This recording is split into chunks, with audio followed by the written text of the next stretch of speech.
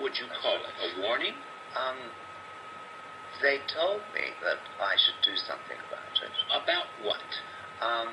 Well, there had been incidents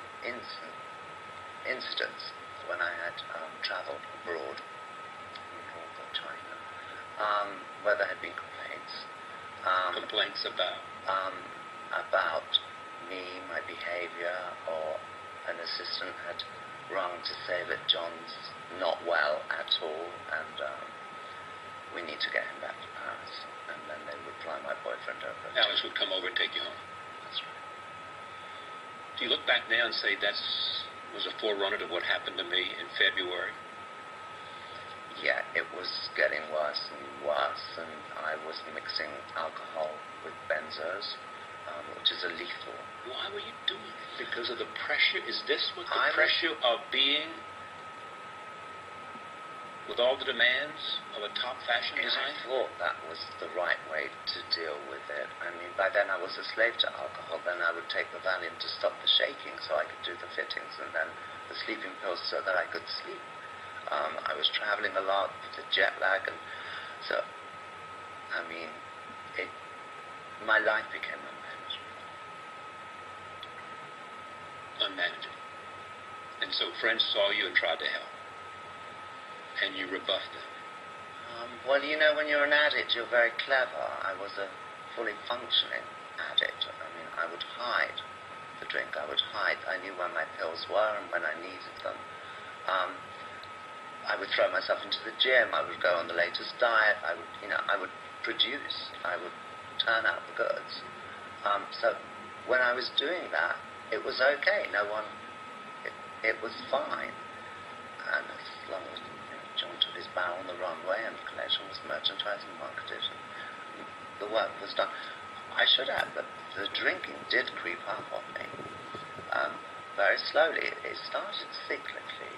After each collection, after each creative high, there'd be this crash. And then I used the drink to stop the voices. There were so many voices already in real life. There were so many questions. I would use the alcohol to quieten the voices, but of course with the increase of the collection, that cycle became faster and faster and faster, where there was like a collection every 4 weeks. Should we hold people responsible because they didn't stop you? I take complete responsibility. I was not honest. I should have said, look guys, help. I need a bigger team, or I can't do it, or I've got a problem. I mean, I was self-willing as well, all those things that one does. Humans do. I mean, do you believe?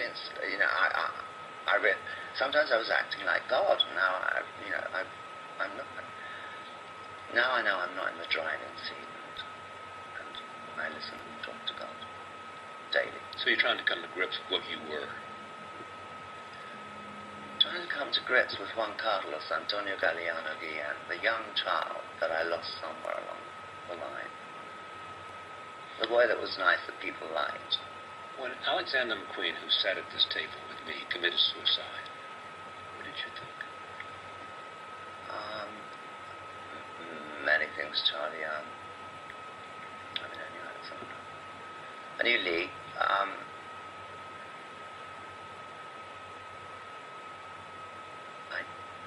understood. What did you understand? That loneliness, that pain,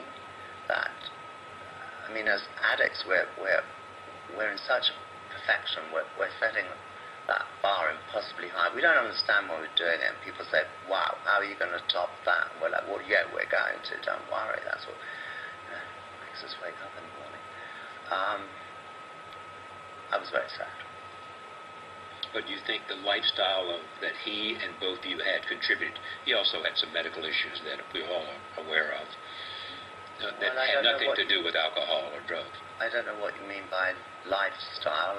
Well, the style of getting up in the morning and knowing you got to top that, and the style that you were in the center of public attention, and everybody's eyes are on you, and that every day you're going to be judged not by the past collection, but by the next collection.